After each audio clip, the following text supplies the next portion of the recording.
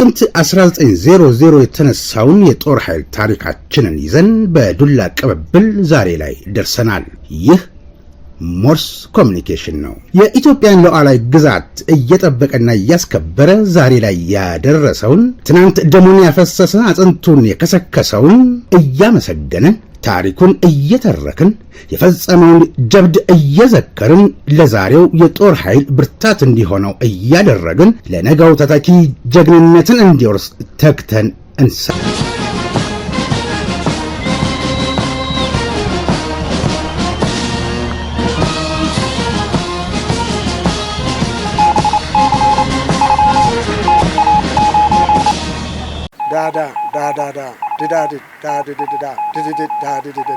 ሞርስ ማለት ይችላል። ይህ ሞርስ ነው የሚያዘጋጀው ወንድም ኢዮብ። ጤና ይስጥልኝ። ይህ በሞርስ ኮሙኒኬሽን ተዘጋጅቶ በሳምንት 3 ቀን ወደ እናንተ የሚደርሰው የዜና መርሃ ግብር ሲሆን የሰኞ ጥቅምት 10 ቀን 2018 ዓ.ም የሞርስ ዜና ነው ጀመረ።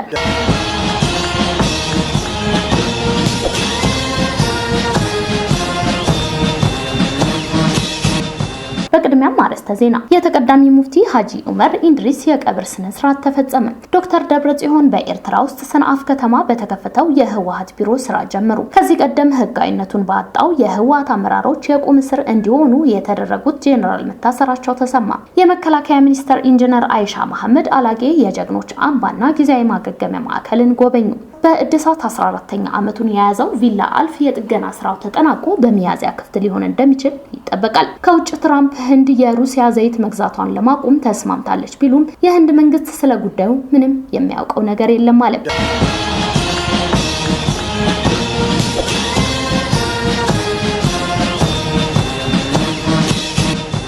የተወደዳችሁ ቤተሰቦቻችን ላይክ፣ ሰብስክራይብ፣ ሼር በማድረግ አዳዲስ ቤተሰቦች እንድናፈራ የበኩላችሁን አስተዋጽኦ ማድረጋችሁ ላስታውሳችሁ። ወደ ቀዳሚው ዜና አልፋለሁ። የአጥንት ቀዶ ህክምና አገልግሎት አሰጣጥን በሀገር አቀፍ ደረጃ ለማጎልበት ከ290 በላይ ሐኪሞች በስፔሻላይዜሽን ትምህርት ላይ እንደሚገኙ የኢትዮጵያ የአጥንትና የአደጋ ህክምና ስፔሻሊስቶች ብሔራዊ ማህበር አስታውቋል። ማህበሩ ሰጠው ጋዜጣዊ መግለጫ እንዳስታወቀው ዜጎች በተፈጥሯዊና በሰው ሰራሽ አደጋዎች ምክንያት ለሚያጋጥሟቸው የአጥንት ስብራትና አካላዊ ጉዳት በብቁ ባለሙያዎች ቀዶ ህክምና እንዲያገኙ የማድረግ ስራ እየተከናወነ መሆኑን ነው የማህበሩ ፕሬዝዳንት ዶክተር ኤፍሬም ገብረሃና የገለጹት። በሀገር ውስጥ እየተሰጠ ካለው የስፔሻላይዜሽን ትምህርት በተጨማሪ 10 ሐኪሞች ወደ ተለያዩ የውጭ ሀገራት ተልከው ትምህርታቸውን እየተከታተሉ እንደሚገኙና የአጥንት ቀዶ ህክምና አገልግሎት አሰጣጥ ከህዝብ ቁጥር አንጻር እጅግ አናሳ መሆኑን ጠቅሰው ፕሬዝዳንቱ በበቂ ሁኔታ ተደራሽ ለማድረግ ማዕከላትን በማስፋት ዘመናዊ የአጥንት ህክምና አገልግሎት ለመስጠት በመስራት ላይ እንደሚገኝ አብራርተዋል። ማህበሩ በዚህ ዓመት ለ18ኛ ጊዜ በመረጃ የተደገፈ ዘመናዊ የአጥንት ህክምና በማድረስ ክፍተትን መሙላት በሚል መሪ ቃል ጉባኤውን በማካሄድ ላይ ይገኛል። አጠቃላይ በዚህ ጉባኤ በሀገር አቀፍ ደረጃ የሚሰሩ ከ500 ያላነሱ ባለሙያዎችና በዘርፉ የላቀ አስተዋጽኦ ያበረከቱ የክብር እንግዶች በተገኙበት የፓናል ውይይት እየተደረገ ነው።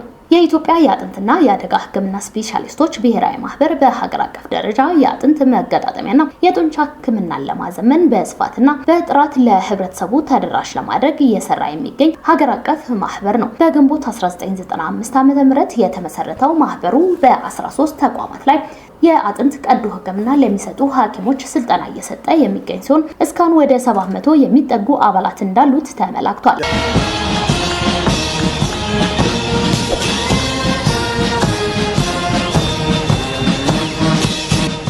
በህዳሴ ግድብ ላለው የአሳ ሀብት የአስተዳደር ልዩ መመሪያ መጽደቁ ተገለጸ። በህዳሴ ግድብ ላይ የተገኘው የአሳ ሀብት ለማልማት እንዲቻልና ሀብቱንም ለመጠበቅ የሚያስችል የአሳ ሀብት አስተዳደር ልዩ መመሪያ መዘጋጀቱን ተሰምቷል። በግብርና ሚኒስቴር የእንስሳት ሀብት ልማት ዘርፍ ኃላፊ ዶክተር አለማየሁ መኮንን የአሳ ሀብቱ እንዳይሟጠጥ ለመጠበቅ እየተሞከረ እንደሆነና ምን አይነት አሳ በምን አይነት ማጥመጃ መጠቀም ያስፈልጋል የሚለው ሁሉ መመሪያ እንደወጣላቸው ተናግረዋል። በውሃ ክፍሉ የትኛው አካባቢ ነው ከፍተኛ የአሳ ምርት ያለውና ምን አይነት ዝርያዎች የሚለው እየለዩ መጠቀም የሚቻልበት እንደሚሆን የተናገሩት ዶክተር አለማየሁ የአሳ ሀብቱ በአግባቡ ለማስተዳደር ባለድርሻ አካላትና የሙያ ዘርፍ ባለሙያዎች ባሉበት መመሪያው የጋራ ስምምነት ላይ በመድረስ መጽደቁ ተሰምቷል። በቦታው በቀን 14000 ኪሎ ግራም አሳ የማምረት አቅም መፈጠሩን በቅርቡ የግብርና ሚኒስቴር ያወጣው መረጃ ያመለክታል።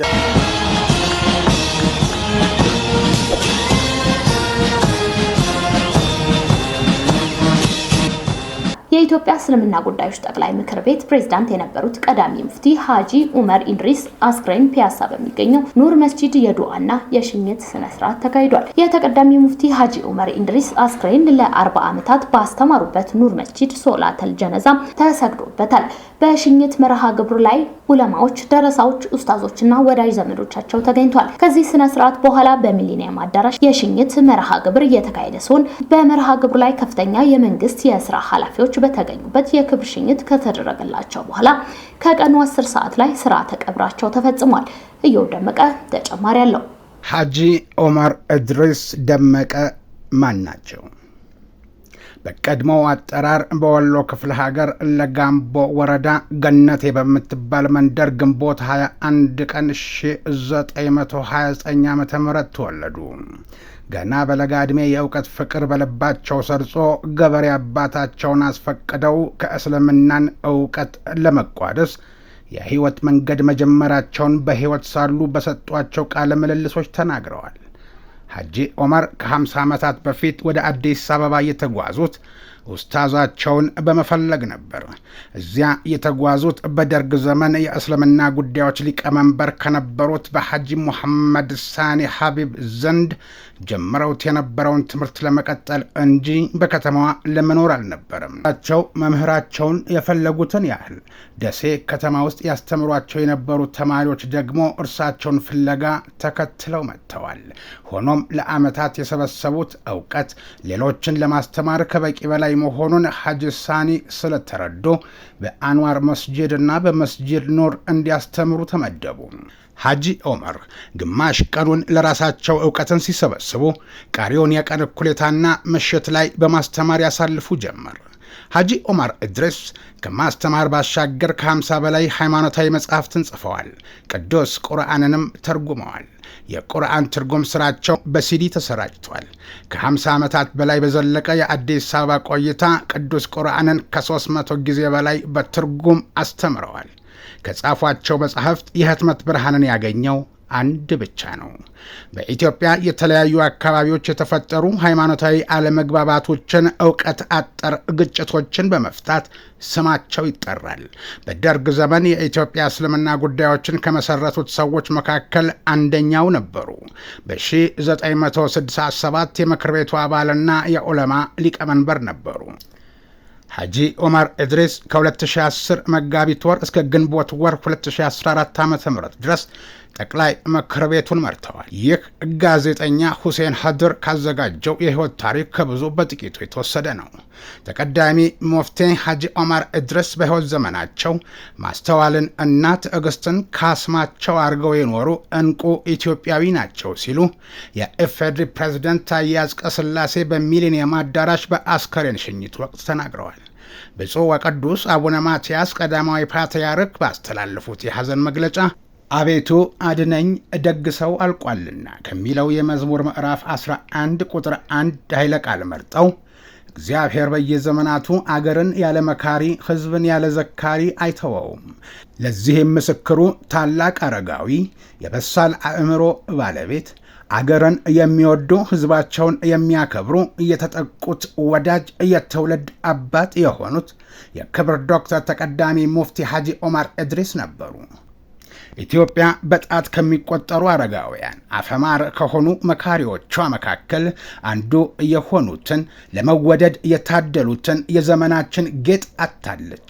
ይህንን የድካም ዓለም መገላገል ለእርሳቸው እረፍት ቢሆንም ለአገር ግን ታላቅ ጉዳት ከመሆኑም በላይ ዕድሜን ከጥበብ ጋር ያዋሃዱ በሁሉም ዘመን አይገኙምና ሐዘናችን ጥልቅ ነው። ለቤተሰቦቻቸው፣ ለእስልምና ሃይማኖት ተከታዮችና ለመላው የኢትዮጵያ ሕዝብ መጽናናትን እንመኛለን ብለዋል ፓትርያርክ ርዕሰ ሊቃነ ጳጳሳት ዘኢትዮጵያ ሊቀ ጳጳስ ዘአክሱም ወዕጨጌ ዘመንበረ ተክለ ሃይማኖት።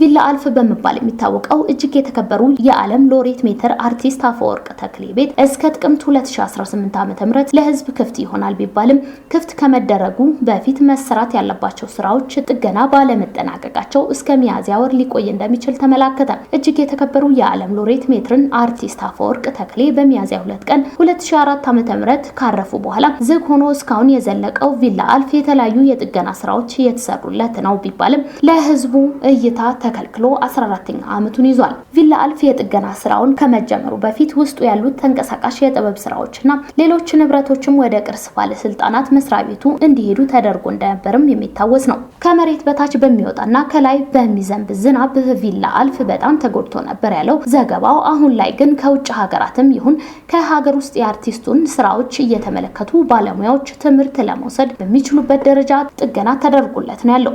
እንደ ሙዚየም የሚደራጅ በመሆኑ ጊዜ መውሰዱን ያልሸሸጉት የብሔራዊ ሙዚየም መሪ ስራ አስፈጻሚ አቶ አንዱዓለም ግርማይ ቪላ አልፍን በ2018 እስከ ሚያዝያ ወር ለእይታ ክፍት ለማድረግ ታስቧል ሲሉ ነግረውኛል ያለው አሃዱ ነው።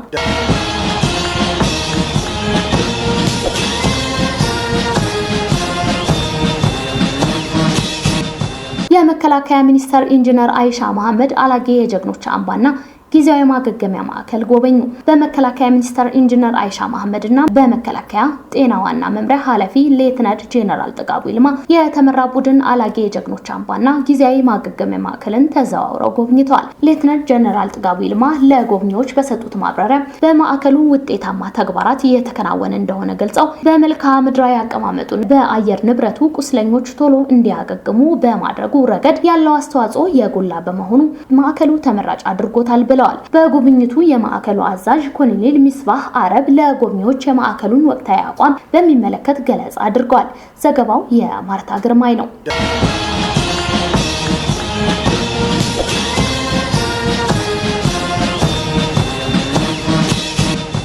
የትግራይ ኃይል አባላት ሰልፈኞች ጥያቄያቸው ባለመመለሱ ተቃውሞ የጠነከረ ሲሆን የሞንጆሪኖ ቡድን ባለፈው ሳምንት መጠናቀቂያ ጨለማን ተገን በማድረግ በወሰኑት ውሳኔ መሰረት በድብቅ የኃይል እርምጃ የመውሰድ እንቅስቃሴ መጀመራቸውን ሞርስ ሰምቷል። ኢዮብ ደመቀም ተጨማሪ አለው።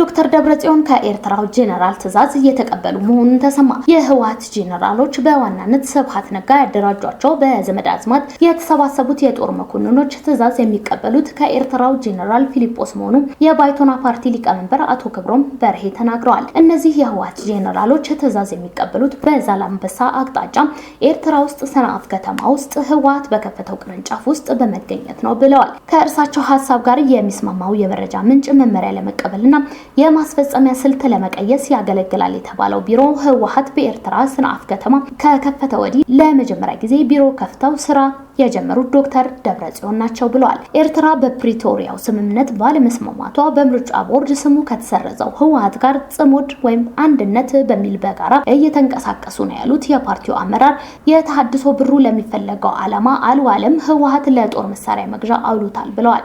ጄኔራል ታደሰ ወረደን እንደ ሽፋን ነው የሚጠቀሙት እንጂ አይፈልጉትም። ኤርትራ ታደሰ ወረደን ተወግዶ ህወሓትና ኤርትራ አንድነት ፓርቲ መስርተው የፌዴራል መንግስቱን መታገል ነው ዓላማቸው ብለዋል ሲል አንድ አፍታ ጽፏል። ባለፈው የሞርስ ዜና እወጃ ማለትም ነሐሴ ወር ገባደጃ ላይ ባሰራጨነው የትግራይን የተመለከተ ዜና ጀነራል ጉኦሽ የተባሉት ሰው በሐራ መሬት ላይ ካለው ታጣቂ ኃይል ጋር ይገናኛሉ በሚል ቁም እስር ላይ እንዲገኙ መደረጉን የሞርስ የታመኑ ምንጮች ያደረሱንን መረጃ አድርሰን ነበር። በቀጣይ የሱ ጉዳይ ይታያል ተብሎ በይደር የተያዘው ጉዳይም እንደነበር ጠቅሰን ነበር። አሁን በደረሰን መረጃ ህወሓት ምስራቃዊ ግንባር አርሚ 15ን ሲመሩ የቆዩት ጀነራል ጉኦሽ ከሰሞኑ የአርሚ ተቃውሞ ጋር በተያያዘ በቁጥጥር ስር መዋላቸው ነው። ከዚህ በፊትም ጀነራል ጉኦሽ በጀነራል ማዕሸው ትዕዛዝ ከአርሚ መሪነት ወርደው የነበረው ሲሆን ሲመሩት የነበረው ታጣቂ በሙሉ ጉኦሽ ካልመጣ በሚል ያሰማውን ተቃውሞ ተከትሎ ወደ አርሚው ሊመለሱ ችለው ነበር። ታዲያንን ዛሬ ጎሽ ሐራ መሬት ካለው ኃይል ጋር ይገናኛል በሚል ጠምዶት የቆየው ማዕሾ የሰሞኑን ተቃውሞ እንደ ጥሩ አጋጣሚ በመጠቀም በቁጥጥር ስር አውሎታል ይላሉ የታመኑ የሞርስ ምንጮች ከመቀሌ። በዚህ አጠቃላይ ታጣቂው እያሰማ ያለውን ተቃውሞ በድብቅ እያስተባበረ የሚገኘው ጀነራል ጎሽ ነው በሚል ምክንያት መታሰራቸውና ከጥቅምት 3 ቀን አንስቶ በጽንፈኛ በተባለው የህወሓት ቡድን ላይ የተነሱ ተቃውሞች አሁንም ድረስ እየተባባሱ መሄዳቸውን ቡድኑን ጭንቀት ውስጥ ከቶታል።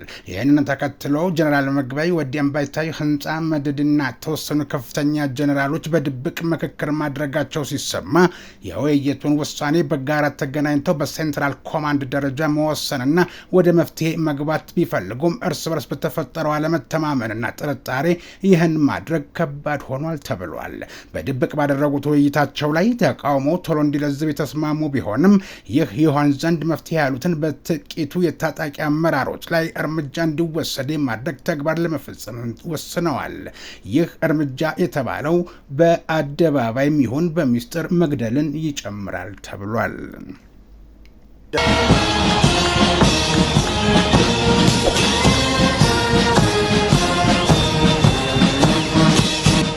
የተወደዳችሁ ቤተሰቦቻችን በሞርስ ኮሙኒኬሽን ተዘጋጅቶ በሳምንት 3 ቀን ወደ እናንተ ከሚደርሰው የሞርስ ዜና መርሃ ግብር የሞርስ ዜና እንደቀጠለ ነው። እናንተ ላይክ፣ ሰብስክራይብ፣ ሼር በማድረግ ስራዎቻችን ብዙዎች ዘንድ እንዲደርስ የበኩላችሁን አስተዋጽኦ አድርጉ።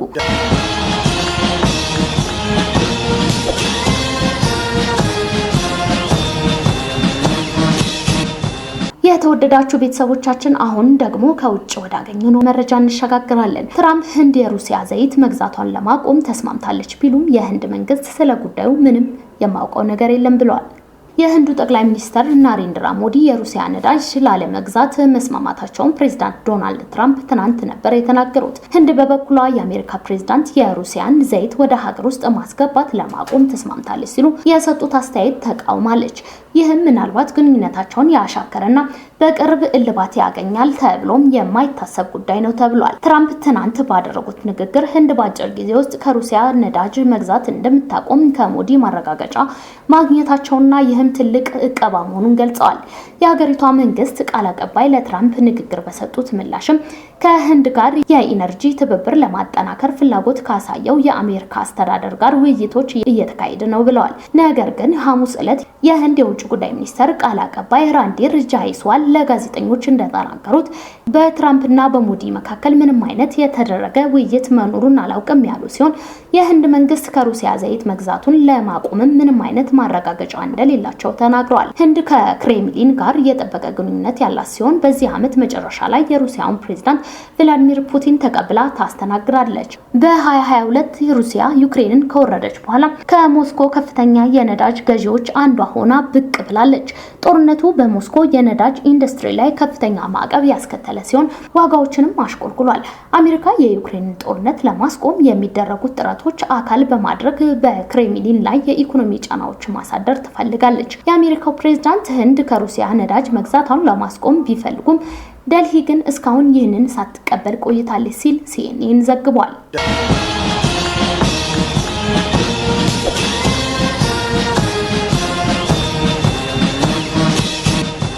የተወደዳችሁ የሞርስ ኮሙኒኬሽን ቤተሰቦች ላይክ፣ ሰብስክራይብ፣ ሼር በማድረግ ሌሎች ቤተሰብ እንድናፈራ ስላደረጋችሁን ደግመን እናመሰግናለን።